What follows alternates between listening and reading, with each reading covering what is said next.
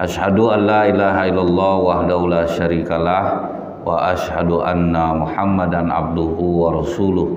Allahumma shalli wa sallim wa barik ala hadzal nabiyil karim wa ala alihi wa sahbihi ajmain.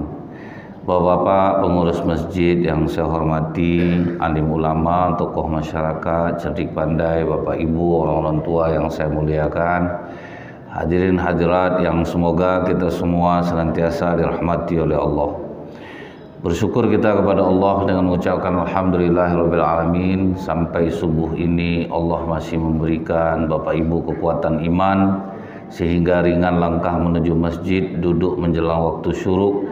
Semoga apa-apa yang bapak ibu usahakan ini dibalas Allah dengan pahala yang berlipat ganda dan diberikan segala kemudahan di dalam segala urusan insyaallah.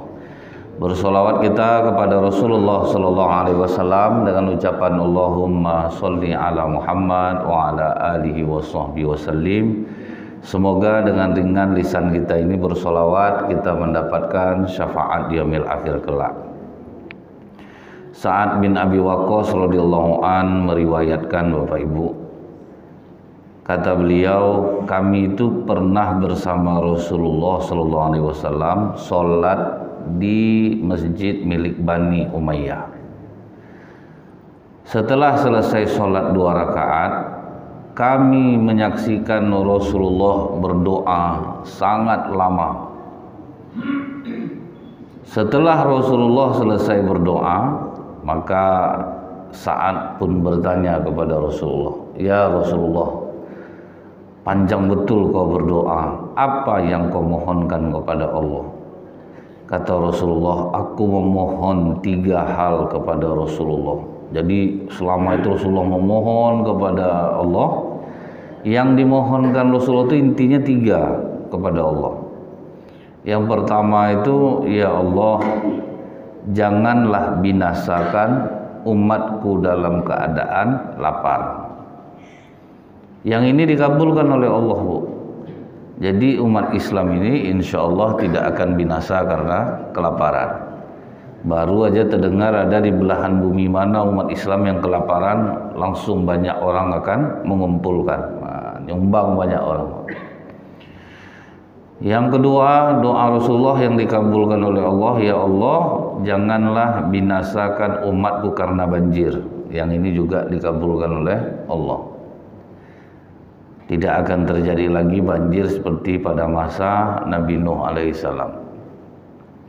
Dan begitu ada terdengar ada kebanjiran, cepat pula orang mengadakan bantuan pertolongan evakuasi ke sana.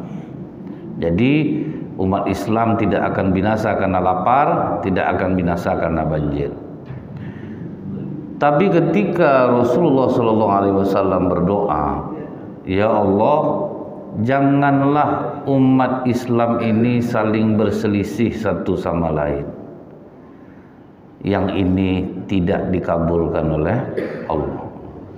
Makanya kita tuh Pak selalu berselisih paham, berbeda pandangan, karena itu merupakan sunnatullah. Dan disitulah menguji kita Pak, mana yang bisa menahan egonya, mana yang tidak, bahkan sampai kita akan bertarung atau saling menyerang satu sama lain. Karena inilah ujian dari Allah kepada kita, bahwa umat Islam ini atau umat manusia ini, dia akan selalu berselisih pendapat. Tapi kalau kita lihat sahabat Rasulullah dulu, memang iya Pak, ada berbeda pendapatnya itu damai, ada yang sampai berakhir dengan perang. Nah, itu memang iya ada. Kalau kita ingat lagi, sahabat Rasulullah itu ada namanya Abu Dzar Al-Ghifari radhiyallahu anhu. Dia ini terkenal dengan sebutan bapaknya orang miskin, karena dia dekat dengan orang-orang miskin, Pak. Ditugaskan oleh Khalifah Utsman bin Affan untuk mengaudit harta pejabat yang ada di Syam, Syria. Berangkatlah Abu Dzar nih, Bu. Sampai di Syam, dilihatnya perbedaan yang mencolok antara orang kaya sama orang miskin. Beda betul jauh. tidak ada pemerataan. Maka kata Abu Dzar kepada orang-orang miskin tuh, kenapa tidak kalian ambil pedang, kalian asah tajam-tajam, kalian gorok leher orangnya. Dia memang agak keras dia, Pak. Padahal maksud Abu Dzar Al-Ghifari itu dia marah melihat keadaan seperti itu. Jadi memang di masa Khalifah Utsman atau di masa sahabat tuh banyak juga yang bermain-main tuh, banyak juga yang main-main duit, itu sudah ada juga. Jadi bukan barang baru, orang cinta terhadap uang itu bukan barang baru sejak dulu lagi.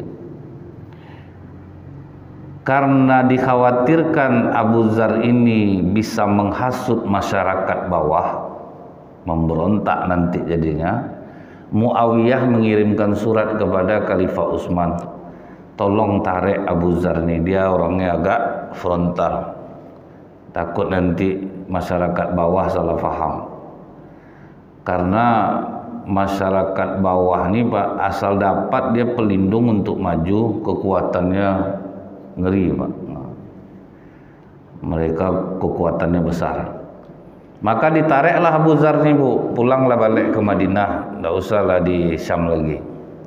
Sampai di Madinah dibujuk oleh Khalifah Utsman, karena dia memang orangnya keras, tidak bisa ada belok-belok sedikit atau toleransi sedikit, tidak bisa. Dia memang keras. Bayangkan Abu Dzar nih, Pak, dia syahadat di depan orang kafir di Ka'bah, azab dia dikeroyok. Padahal Islam masih lemah waktu itu, Pak. Dikeroyok orang ramai-ramai, dah azab dia. Kata Rasulullah, kau dah aku larang, jangan kau di situ bersyahadat. Akhirnya kena keroyok, kau jadi luka-luka badan kau. Apa katanya ke Rasulullah? Kalau kau mengizinkan aku ulang balik. Nah itu, Pak, tidak peduli dia. Kalau kau izinkan Rasulullah aku ulang balik, tidak peduli dia. Yang membuat orang berhenti memukulnya, Abu Bakar Siddiq lah mengatakan, kalian tahu enggak siapa yang kalian pukul ini? Mereka bilang, memangnya siapa dia? Dia ini adalah orang dari Bani Ghifar, yaitu Bani perampok. Kalian dagangan kalian lewat dekat tempat dia, kalau kalian tidak berhenti mukulnya, digerakkannya orang kampungnya, selesai dagangan kalian. Itulah berhenti orang mukul dia, Bu. Terus siapa katanya ke Rasulullah, izinkan aku pulang ke kampung gue Rasulullah, dan aku tidak akan kembali sebelum aku Islamkan orang kampung aku. Ditepatinya janjinya, Pak. Seluruh perampok di Bani Ghifar itu, Pak, masuk Islam semua dibuat. Jadi memang dia orangnya keras. Jadi jangan heran, Bu, ada memang di antara kita ini yang keras. Karena kalau tidak adalah orang keras macam ibu-ibu lah. Kalau tidak ada pula yang lantang, Pak, tidak selesai masalah kadang. Kadang kita berurusan lembut-lembut, Pak, habis kita kena olah, Pak. Udah ngamuk, baru selesai masalah. Itu banyak betul terjadi itu, Pak. Dicobanya lembut-lembut berurusan, azab, bolak-balik dibuatnya. Ada ngamuk sekali, selesai masalah. Nah, itu kadang. Memang ada butuh orang keras tuh. Setelah itu kata Khalifah Utsman, kau tetaplah berada di sini Abu Dzar bersamaku di Madinah. Tidak usah kemana-mana lagi, di sini aja kita. Apa kata Abu Dzar Al-Ghifari? Kalau macam ini sikapmu Khalifah, tidak cocok kita. Nah, jadi tidak cocok nih, Pak. Berbeda dia sama Khalifah Utsman. Aku lembut-lembut seperti ini, tidak pandai aku berurusan. Jadi aku minta maaf Khalifah, aku mundur dari pemerintahanmu. Tidak cocok, mundur dia, Pak. Jadi kalau misalnya kita itu rasanya tidak cocok pada suatu tempat di mana kita bekerja, jangan dijelek-jelekkan tempat kita kerja, Pak. Kalau tidak sanggup, mundur. Tidak tahan, mundur. Kalau kita kan sekarang ini banyak, Bu, dijelek-jelekkannya tempat kerja bosnya yang jahat lah, inilah kawan lah yang tidak bisa diajak kerja sama. Abu Dzar mundur dari pemerintahan Khalifah Utsman. Akan berarti ada sahabat nih yang beda pendapatnya. Nah, waktu Abu Dzar sendiri itu Pak, datanglah pihak ketiga. Apa kata pihak ketiga? Hebat kau Abu Dzar, kami setuju dengan apa yang kau lakukan. Memang Khalifah Utsman itu tidak benar itu. Kaulah yang betul, kami berada di pihakmu. Kalau kau mau, kita punya banyak orang, biar kita kudeta Khalifah Utsman, kita gulingkan Khalifah Utsman. Apa jawaban Abu Dzar, Pak? Jangankan mengkudeta Khalifah Utsman, apabila Khalifah Utsman menyuruhku gantung diri saat ini, akan ku gantung diriku. Wah, itu Pak, mereka Pak berbeda ya, tapi tidak mau saling menjatuhkan tuh Pak. Tetap hormat dia kepada Khalifah Utsman. Tapi ini sahabat Rasulullah yang dijamin masuk surga ya Pak ya. Janganlah diartikan pada zaman sekarang kalau Khalifah Utsman itu dia tidak ada kehendak terhadap duniawi. Ini saya menceritakan bahwa kita tuh pasti ada berbeda. Kalau sekarang kan orang banyak juga melawan kepada pemimpinnya karena tidak cocok apa segala macam itu Pak ya. Kalau sekarang mungkin boleh lah, tapi kalau pada masa Khalifah Utsman itu sahabat yang dijamin masuk surga itu Pak. Nah, terbukti bukan bahwa mereka berbeda pendapat tetapi saling menghormati, saling menghargai. Tidak bisa diasut-asut. Kalau di sini kita Bu, Bapak betul Pak, pokok kami berada di belakang Bapak. Kami bela Bapak. Ada maju Bapak ini sendirian dia jadinya Pak, yang lainnya lamatkan diri kadang. Jadi kita itu jangan sampai berbeda dengan orang yang kita hormati, kemudian akhirnya kita mengkhianati dia. Nah, itu yang tidak boleh itu Bu ya. Nah, kita melihat juga kalau sekarang ini Pak agak susah orang berbeda pendapat tuh. Payah untuk saling menghargai itu. Ini tingkat perceraian udah mulai tinggi nih Pak menjelang Pilpres nih. Ini ngeri loh Pak, nggak bisa kita itu untuk legowo gitu Pak menerima perbedaan tuh Bu ya. Nggak usah lah untuk pemilihan yang besar-besar gini. Pemilihan RW aja nggak bersalam orang di masjid kadang Pak. Itu nggak bisa kita itu berjiwa besar. Ada ingat saya dulu Bu, pengurus lama di masjid itu nggak mau mundur. Pengurus baru terbentuk Pak. Pengurus lama ngundang ustad, pengurus baru ngundang ustad. Udah berdua-dua lah kami situ Pak, di masjid tuh. Siapa yang duluan megang mic, dialah yang manggil ustadnya. Kebetulan yang ngundang saya yang duluan megang mic Pak. Sebelum saya naik, saya bisikkan ke ustad tuh, Ustad, amplop kita bagi dua. Biar aja lah orang ini macam ini memang sesuatu yang mesti terjadi. Sampai ke polisi-polisi dulu tuh Pak, nggak mau mundur. Ada lagi saya sedang ceramah tuh Bu ya, berkelahi ketua yayasan baru terbentuk, ketua yayasan lama nggak mau mundur. Pakai takbir dalam masjid tuh Bu. Saya mau pulang rumah jauh Pak, belum ceramah lagi. Saya tahan-tahanlah duduk situ dulu Pak, sampai situasi tenang. Rupanya belum bisa berjiwa besar lagi. Tapi saya salut satu Pak ya, ada pengurus masjid di Pekanbaru nih. Dari mulai masjid itu jadi dia mencalonkan diri jadi ketua masjid dan pengurus, sampai sekarang tidak terpilih Pak. Tapi tetap juga sholat di masjid itu, tidak pernah ganggu Pak. Itu salut saya Pak, tidak pernah terpilih tapi tetap sholat. Macam Pak Prabowo deh Bu, calon terus saja Pak, tapi tidak pernah duduk. Namun tidak pernah dia kecewa. Biasa kan orang kalau tidak terpilih kan tidak mau dia sholat di masjid itu lagi Pak, pindah masjid dia, tidak ada tanda datang lagi. Tapi ini enggak Pak, terus. Ini tuh jadi bahan pelajaran bagi saya tuh Pak. Hebat Bapak ini jiwanya, kuat dia Bu. Walaupun tidak pernah terpilih tapi tetap sholat di sana dan tidak pernah mengganggu pengurus. Kalau enggak kan biasa jadi apa dia tuh Pak, oposisi itu. Mengganggu ya kerjanya. Rusak bola lampu satu di fotonya kadang tuh diviralkannya tuh. Lihat ini yang tidak mengerti dengan jamaah. Lampu mati dibiarkan, misalnya macam itu Pak ya. pokoknya ganggu lah. Jadi banyak permasalahan itu di Pekanbaru, Bu. Sampai saya heran, Pak. Saya tanya kadang sama pengurus, ada saya ingat namanya Pak ini sering dulu jamaah sini, mana dia? Ah, itulah Ustaz, nggak tahu, aku berkelahi, Pak tuh.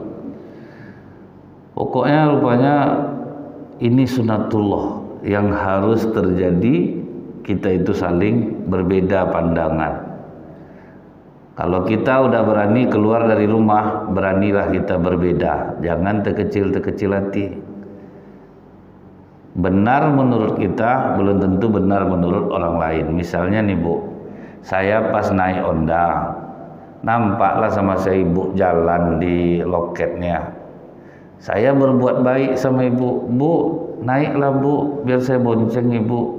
Menurut ibu saya baik, menurut suami ibu saya pengkhianat.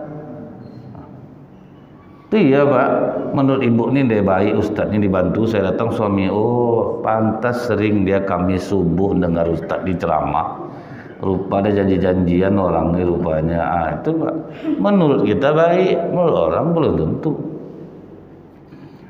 Nampak sepatu anak kawan robek, bermaksud baiklah kawan nih Pak, dibelikannya sepatu, menurut kawannya dia berbuat baik, menurut kawan dia ini penghinaan terhadap dia, macam tak sanggup aku beli sepatu untuk anakku. Itu kan akan selalu ada dua pandangan yang berbeda.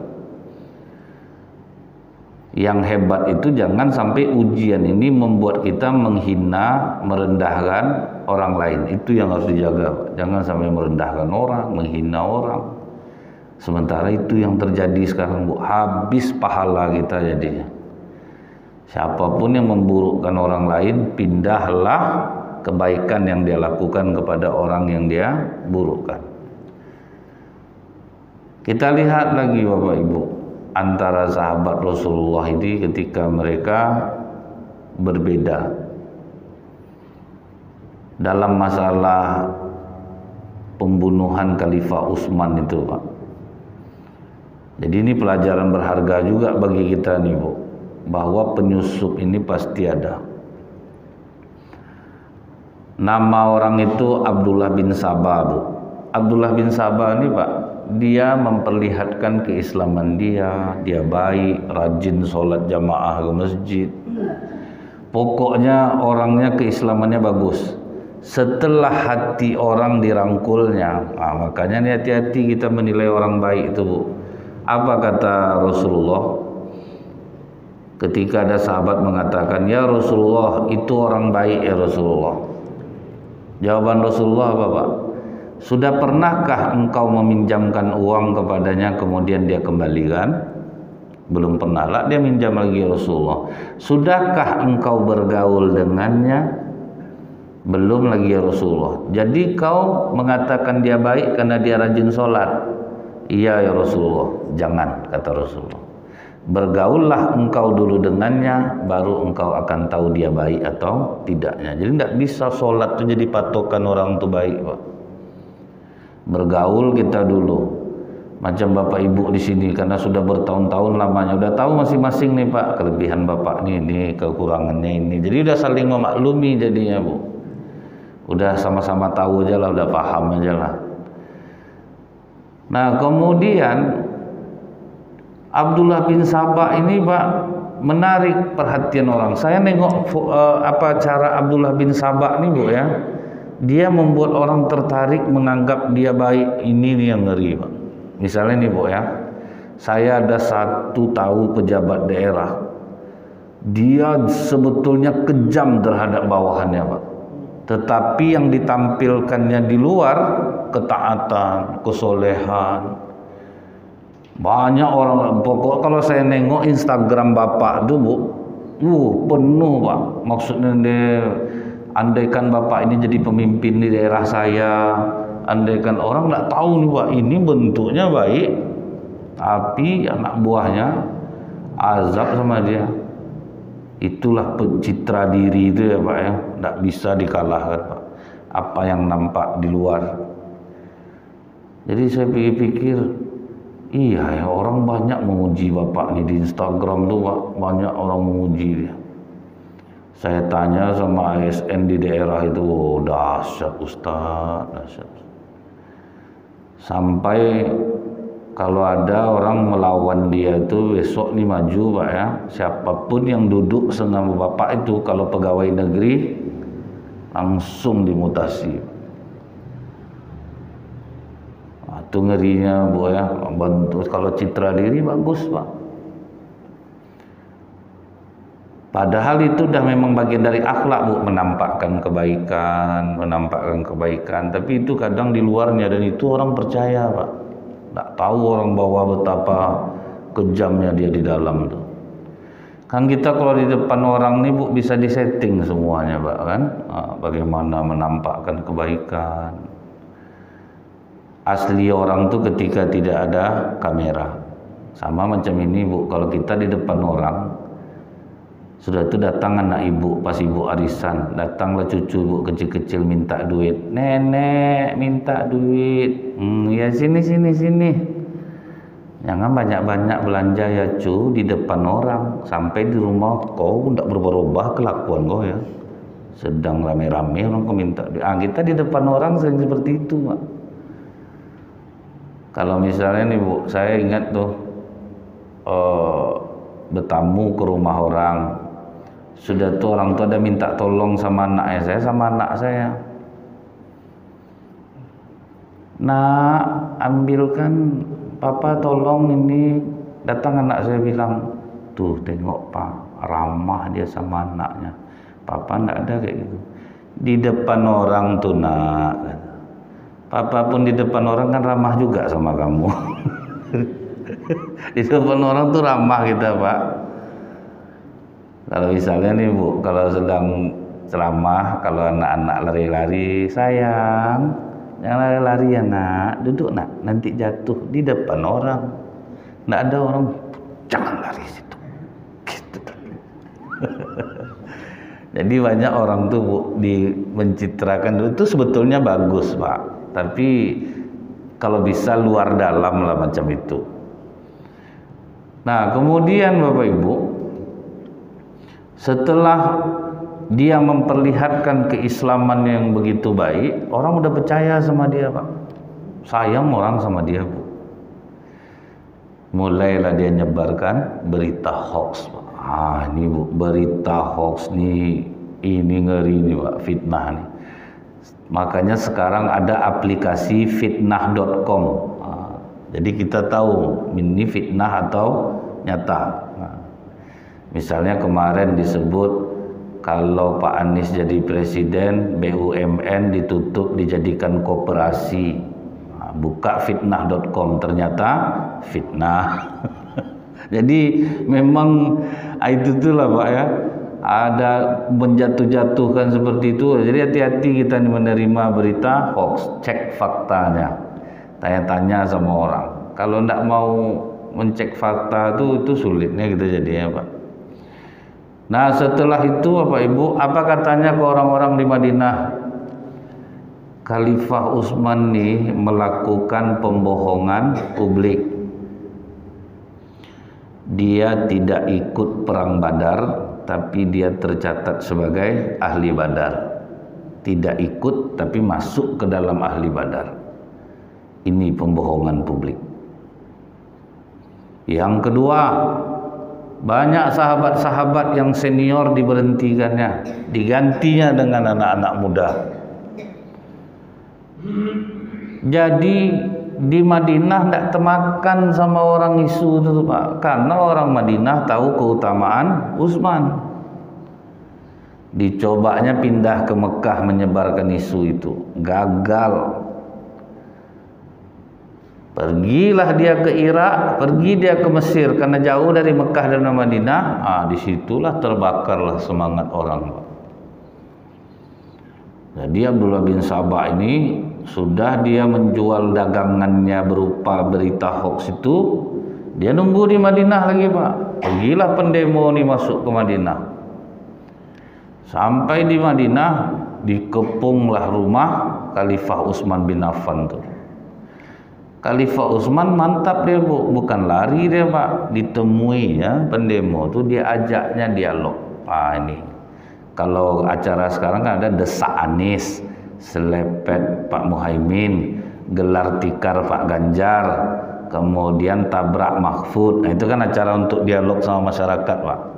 Yang 02 aja yang tidak ada pernah dialog sama masyarakat. Heran juga, saya tidak tahu juga kenapa. Yang lain ada, Pak, cuman yang itu tuh yang tidak mau dia dialog sama masyarakat. Ini desak Usman namanya, Pak. Ramai loh orang mengepung Usman. Desak Usman bin Affan. Ditanya Usman, apa yang kalian ingin tuntut dari aku? Kau melakukan pembohongan publik, Khalifah. Kau padahal tidak ikut perang Badar, tapi kau tercatat sebagai ahli Badar. Kata Usman, betul, aku tidak ikut perang Badar, tapi aku tercatat sebagai ahli Badar. Karena pada saat perang Badar mau terjadi, aku orang yang sangat ingin berangkat untuk perang. Tapi pada saat yang sama, istriku Ruqayyah, putri Rasulullah SAW, dalam keadaan sakit keras. Rasulullah memintaku, tinggallah di Madinah Usman, urus istrimu, kau tetap tercatat sebagai ahli Badar. Jadi ada sebab, Pak, tidak berangkatnya. Niat tuh memang ingin berangkat, tapi terhalang karena istri sakit. Jadi habis perang Badar tuh Rasulullah itu antara bahagia dan saat yang sama juga sedih. Bahagia menang perang, sedih anak meninggal dunia. Meninggal Ruqayyah jadinya, Pak. Dalam Islam ini, asal kuat niat kita ingin melakukan satu kebaikan, tidak pun kita lakukan tetap dinilai oleh Allah. Bapak ibu sudah rajin sholat jamaah ke masjid, rupanya sakit, tetap dihitung sholat berjamaah, Pak. Itu enaknya, Pak. Karena yang dihitung Allah itu yang menjadi kebiasaan kita. Rajin puasa sunat, rupanya sakit, tetap terhitung puasa sunat. Di surga besok, kata Rasulullah, ada orang kaya sama orang miskin sama surganya.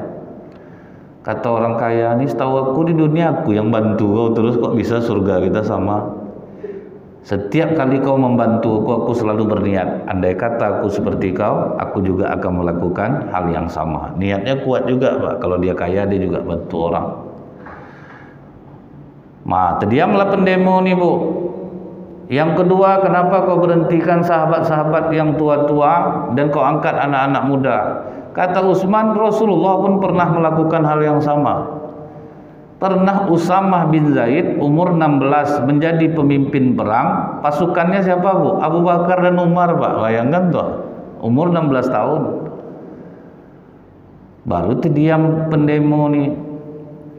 Cuman Rasulullah tuh, Pak, mengangkat anak-anak muda tuh yang memang punya potensi, yang memang punya keahlian, memang ahli mereka dalam bidangnya.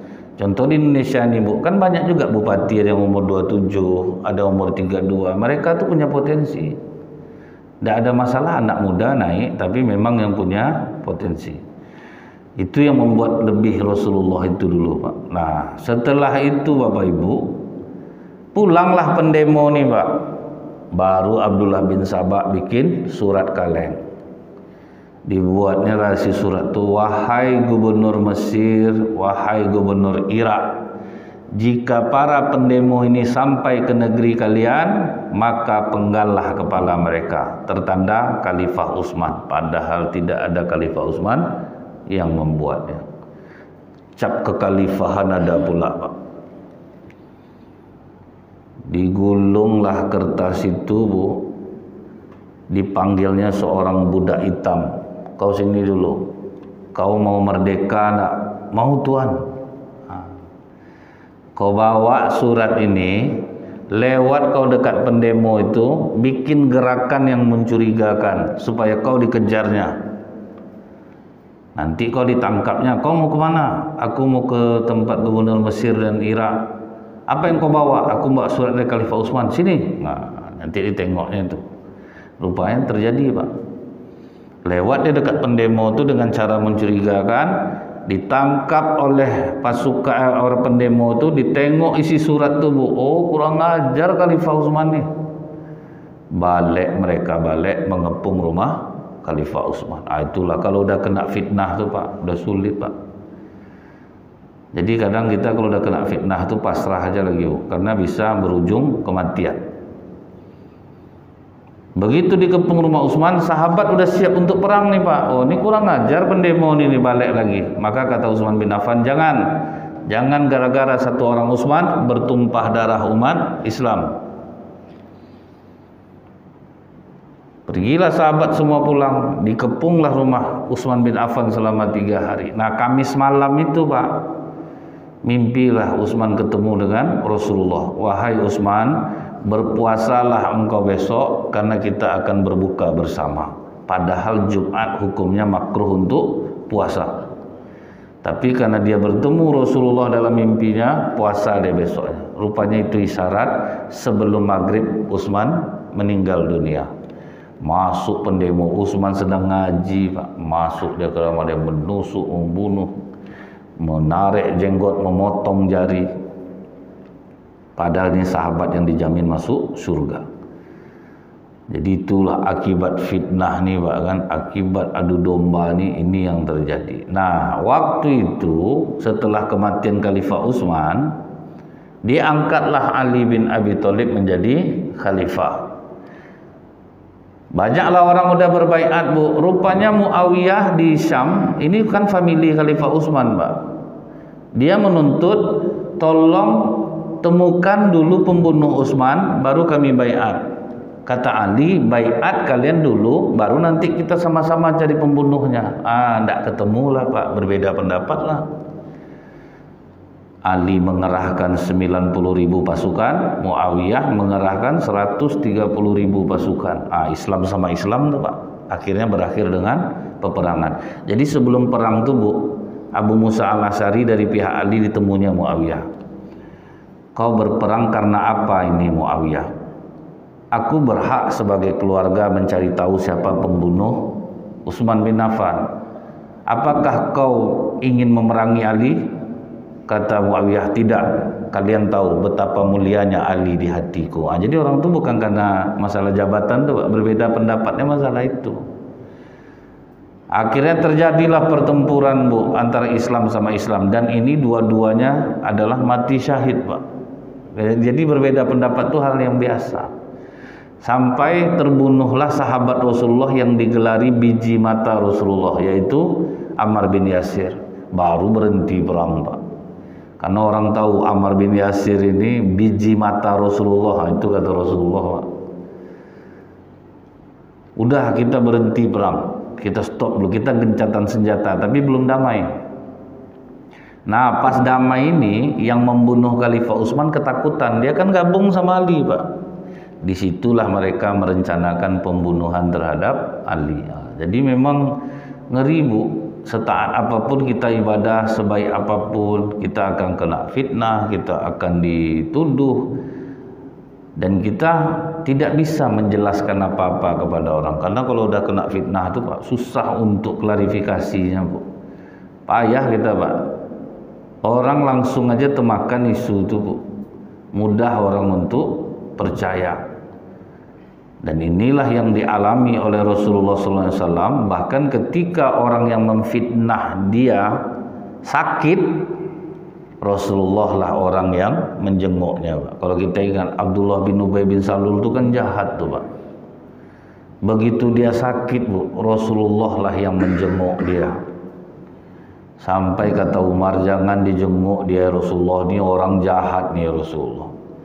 Aku ingin memintakan ampun kepada Allah untuknya Umar. Tidak akan diampuni oleh Allah.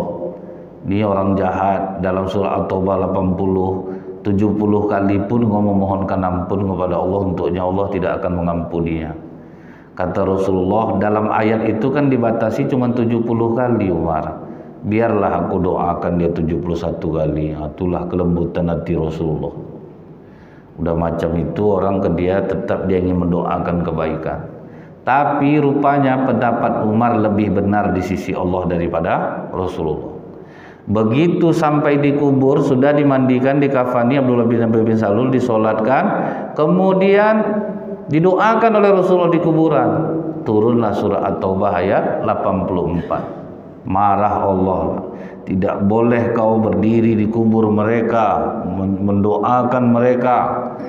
Rupanya pendapat Umar yang betul. Jadi berbeda pendapat itu sesuatu kemestian, tapi jangan sampai perbedaan itu membuat kita tidak lagi stabil mentalnya, Pak, sampai akhirnya berusaha menyerang dan menjatuhkan orang, padahal dia tidak harus sampai ke sana. Karena beberapa hari ini itu yang saya tengok, Pak, di media, akhirnya saling menjatuhkan satu sama lain. Pokoknya siapapun pilihan Bapak Ibu, yang penting kalau mencoblos itu dia kan ada 3 tuh, Bu. Coblosnya 1 aja. Kalau sempat 2 Ibu coblos, nggak sah kertas suaranya, Pak. Nah, jadi itu aja yang Bu. Kadang masyarakat ini nggak tahu, Pak, dicoblosnya 2, Bu. Itu nggak sah jadinya. Jadi kalau coblos tuh usahakan 1 saja, baru sah surat suaranya. Subhanakallahumma bihamdika asyhadu an la ilaha illa anta astaghfiruka wa atubu ilaik. Assalamualaikum warahmatullahi wabarakatuh.